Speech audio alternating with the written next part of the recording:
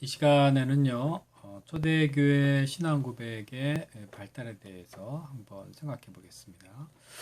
우리가 잘 아는 대로 최초의 신앙 고백은 베드로가 주는 그리스도십니다 하는 것이죠.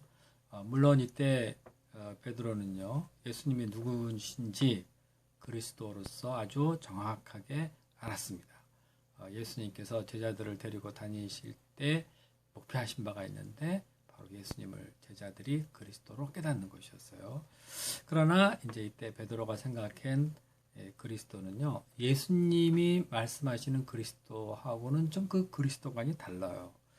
예수님은 베드로가 이렇게 신앙 고백하고 난 다음에 이제 당신께서 고난을 받고 십자가에서 죽으시고 부활할 것을 말씀하셨는데 베드로가 이때 예수님을 막 책망하면서 무슨 그런 말씀을 하시냐고 하죠. 그러니까 베드로가 생각한 그리스도는 영광의 그리스도예요. 조국을 회복시키는. 그러나 예수님이 말씀하신 그리스도는 먼저 고난의 그리스도이십니다. 이것이 예수님이 이 땅에 오신 목적이죠. 이걸 통해서 우리 인간의 죄를 대속하시고 구원의 길을 열어놓으시고자 한 것이에요. 그래서 베드로는 그 예수님의 이 그리스도로서 하실 일을 마음으로 영접을 하지 못하고 이렇게 예수님에게 항의를 하고 예수님을 책망하기까지 하고 그런 거죠. 그래서 예수님이 너는 어떻게 사람의 일만 생각하냐, 하나님의 일을 생각하지 해야 되지 않느냐 하면서 사단아 내 뒤로 물러가라 이렇게 말씀까지 하십니다. 그러니까 베드로의 그리스도관이 잘못되었음을 지적해 주신 거예요. 자, 이렇게 해서 결국요, 주는 그리스도십니다 하는 이 고백에 추가해서 그리스도는 고난과 십자가에서 고난을 받으시고 십자가에서 죽으시고 그리고 부활하신다 하는 이 교리가, 이 고백이 여기에 추가된 것입니다. 우리가 우리 신앙을 좀 더 깊이 정확하게 이해하기 위해서는요, 많은 면에서 교리 정리가 되어 나와야 합니다. 그럴 때 우리 신앙 체계가 전체적으로 하나의 집을 이루면서요, 그 안에, 그 교리 안에서 우리의 신앙이 건전하게 성장하는 거죠. 자, 그 삼위일체 신앙을 확립할 때도 마찬가지였어요. 어떻게 성부 하나님, 성자 하나님, 성령 하나님, 이 세 하나님이 계신가 하는, 좀 우리가 생각해도 좀 놀랍잖아요. 살펴보면요, 이 삼위일체 교리도요, 많은 논쟁 속에서 발달되고 확정되어서 우리 가운데 고백되어지는 겁니다. 이렇게요, 기독교의 그 내용, 기독교의 교리 이런 것들은요, 성경을 기초로 해서 계속 토론되어져 가면서 정리되어져 이제 우리 앞에 나오는 겁니다. 우리가 하나님을 믿다 보면은 궁금한 게 많죠. 이럴 경우는 이건 어떻게 되지? 저건 어떻게 되지? 이런 질문도 있어요. 하나님은 천지 창조하시기 전에 무엇을 하셨나요? 이런 질문 궁금하잖아요. 그럼 이것에 대해서도 교회는 뭐라고 대답을 해줘야 되는 거죠. 여러 가지 것이 참으로 많이 있습니다.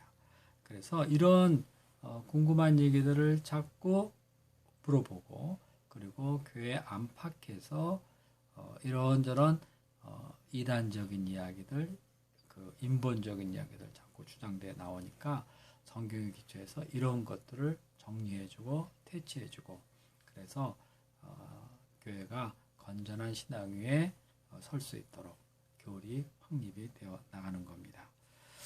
우리가 그 사용하는 신조, 초대교회 신조에는 뭐가 있어요? 그러니까 사도 신조가 있고요. 니케아, 콘스탄티노플 신조, 칼케돈 신조, 그리고 또 아타나시우스 신조 이런 것들이 있죠. 사도 신조는요, 그 내용이 사도들이 가르쳐 준 것과 같다 이래서 사도 신조라 이렇게 이름을 붙인 거예요. 사도 신조는요, 모든 교회가 다 사용하는 것은 아닙니다. 동방교회 같은 데에서는 사도 신조를 사용하지 않죠. 카톨릭과 개신교가 사용하고 있어요. 자, 예수님의 이 삼위일체에 관한 신인성 논란 이런 것이 상당히 많은 경론 속에서 확립되었어요. 이 니케아 신조인데요. 그것이 우리가 생각해 보기에 예수님은 과연 하나님이신가? 이런 거에 대한 꼬치꼬치 따지고 들어가면서 예수님은 사람이지 하나님은 아니시다 이렇게 주장하는 사람들이 있을 수 있겠죠. 실제적으로 유대에 그 에비온파라는 그 파가 있었는데요. 이 사람들은 예수님은 사람이지 결코 하나님은 아니다. 왜냐하면은 우리 성경에도 보면 알잖아요. 요셉의 아들 아니야? 요셉의 아들이잖아. 뭐 어릴 때 동네에서 우리 아들하고 같이 뛰어놀기도 하고 또 자기 아버지 직원 목수였기 때문에 자기 아버지랑 같이 와서 우리 집 문짝도 짜주고 그랬는데 내가 다 아는데 어떻게 그 예수가 하나님이냐 하나님의 아들이냐 그럴 리 없다. 아주 모든 것이 철저하게 사람이다. 우리가 체험을 했다. 이런 식으로 주장해요. 그래서 예수님은 결코 하나님이 아니다 하고 주장하는 이런 에비온파가 있어요. 또 그런가 하면 이제 우리가 잘 아는 가연설주의자들 있죠. 헬라의 이원론자들이 있죠. 그래서 물질은 악하고 영은 선하다 이렇게 주장을 합니다. 그래서 하나님의 아들이 어떻게 우리와 똑같은 몸을 가지고 이 악한 물질인 이 몸을 가지고 이 땅에 오실 수 있느냐? 그건 말이 안 된다. 예수님이 계신 건 사실인데 다만 우리 눈에 사람처럼 보였을 뿐이다. 그래서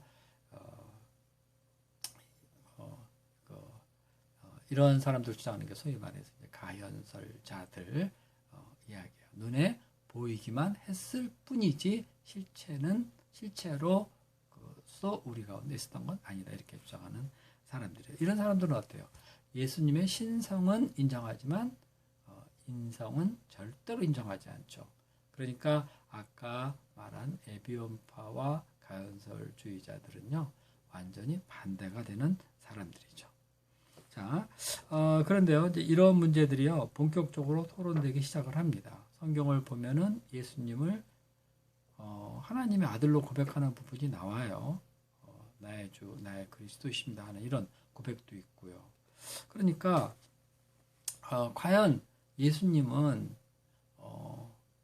사람으로서만 그쳤는가 하고 마냥 주장해 볼래니 성경의 내용 속에 하나님의 아들로 고백하는 내용이 자꾸 있단 말이에요. 그런데 어떻게 이것이 가능할 것인가? 사람이면서 어떻게 하나님인 것이 가능한 것인가에 대한 많은 고민들을 했겠죠. 그래서 그 아리우스라는 사람이 4세기에 나타난 사람인데요. 이 사람은 예수님은 하나님의 아들이다, 독생자다 했기 때문에 예수님이 계시지 않은 적이 있었다 해서 성부 하나님과 결코 동등한 하나님이 될 수 없다 이렇게 주장을 해요. 이런 사람들은요 예수님은 사람인 건 분명한데 그러나 하나님과 같은 그런 아주 완전한 의미에서 하나님은 아니다. 다만 그 하시는 모든 것이 너무나 훌륭해서 하나님께서 하나님의 아들로 승격시켜 주셨다 하는 거예요. 그러니까 이 아리우스주의자들의 그 주장에 의하면은 예수님은 온전한 하나님은 아닌 거죠. 그러니까 예수님의 인성은 온전히 인정하지만 예수님의 신성에 대해서는 축소시켜 생각하는 거예요. 성부 하나님과 동등하지 않다. 이렇게 되니까 어떻게 되죠? 삼위일체라는 말에 공격을 받는 거죠. 삼위일체, 성부, 성자, 성령은 다 동등한 하나님이라 그랬는데 이 아리우스주의에 의하면은요 그것이 깨져버리는 거예요. 그래서 이 아타나시우스가 이에 대한 반박을 하죠. 이 사람은 소수파예요. 아리우스가 대세를 이루고 있었고요. 아리우스 주장에 대해서 아타나시우스가 대립을 하다가 교회에서 5번이나 쫓겨났어요. 그런데 결국 소수파인 아타나시우스가 강력하게 주장을 하죠. 예수님은 하나님의 아들이시다. 예수님이 하나님의 아들이시 아니시면 어떻게 우리의 온전한 중보자가 되느냐? 온전한 중보자가 되려면은 하나님도 온전히 알고 사람도 온전히 알아야 하나님의 사정을 알고 사람의 사정을 알면서 온전한 중보자가 될 것이 아니냐 이런 주장 있는 거죠. 무엇보다도요, 그 아타나시우스는요, 이런 사변적인 그런 이야기를 하기보다 성경을 봐라. 성경을 보면은 예수님은 분명히 하나님 아니냐. 그리고 하나님 아들이라 그러지 않았느냐 하면서 성경을 근거로 해서 확실한 주장을 해요.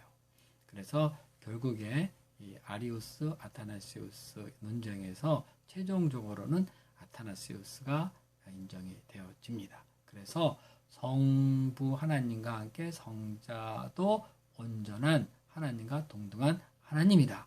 이렇게 해서 니케아 신조가 확립이 되죠. 그리고 후에 성령도 하나님이시다 하고 이제 고백되어졌죠. 그래서 니케아 콘스탄티노플에서 성령 조항이 가입이 되어 첨가가 되면서요. 소위 성부, 성자, 성령, 하나님 삼위일체 교리가 확립됩니다. 자, 그러면 이제 이거로 끝나느냐? 그건 아니에요. 자, 예수님이 하나님이시면서 동시에 온전한 사람이라 그러면 도대체 예수님 안에 신성과 인성이 어떻게 공존할 수 있느냐? 어떤 방식으로 공존하느냐? 하는 것이 사람들의 의문거리가 된 거예요. 자, 이렇게 의문을 가지고 자꾸 물어보면 대답을 해야 돼요, 교회에는요. 그래서 나름대로 이에 대한 대답이 시도되었어요. 아폴리나리우스라는 사람은요, 사람은 혼, 영, 육체 이렇게 세 요소로 구성되어 있다.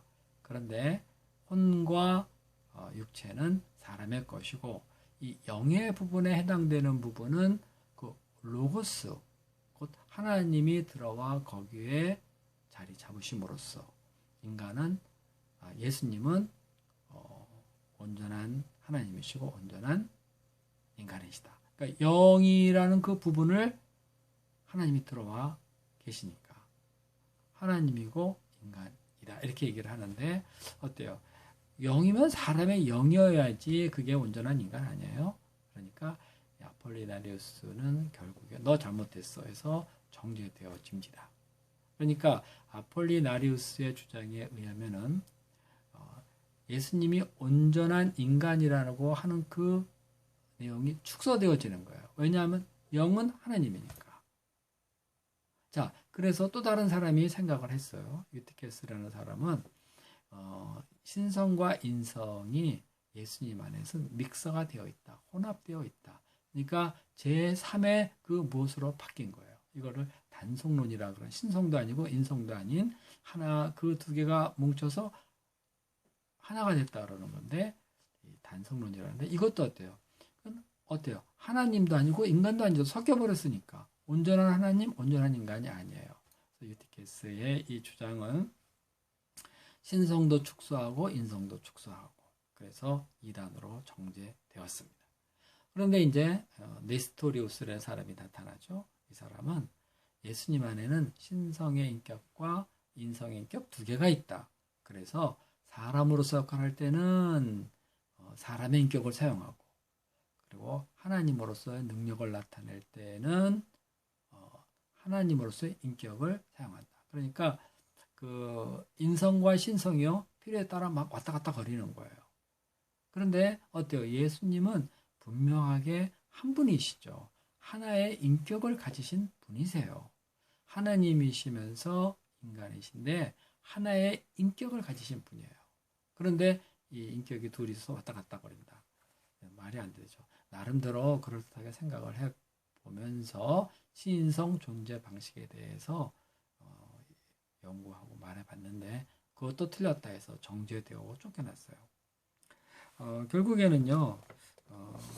이제 이 삼위일체의 신인성 존재 방식에 대해서는요. 어떤 식으로 존재한다 이렇게 말을 하면은 항상 이상해지니까 그런 식으로 존재하지 않는다 하고 이제 정리를 합니다. 예수님 안에 신성과 인성은 나누어지지도 않고 분리되지도 않고 혼합되어지지도 않았다 하는 이런 않았다 하는 식으로 신인성 존재 방식을 설명을 해요.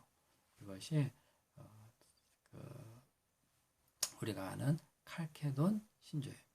그러니까 칼케돈 신조에서는 어떤 식으로 예수님의 신인성은 어떤 식으로 존재하는 것은 아니다 하는 쪽으로 이 삼위일체 교리를 보호합니다. 그래서 이후에도 많은 사람이 삼위일체의 존재 방식에 대해서 설명을 많이 시도해 봤어요. 그렇지만 시도하면 시도할수록 있죠. 이상하게 말이 꼬이면서요. 결국 이단으로 정죄받습니다. 하여튼 예수님의 신인성은 예수님 안에서 나눠지지 않았다, 분리되지 않았다, 그리고 혼동되어지지 않는다, 그리고 섞여서 하나 된 것도 아니다 하는 식으로 존재하신다. 이것이 정통 삼위일체 신인성 존재 방식에 대한 교리의 끝입니다. 자, 이렇게 해서요. 예수님의 신성 그리고 한 발 더 나아가서 삼위일체 그리고 삼위일체로서의 성부 하나님, 성자 하나님,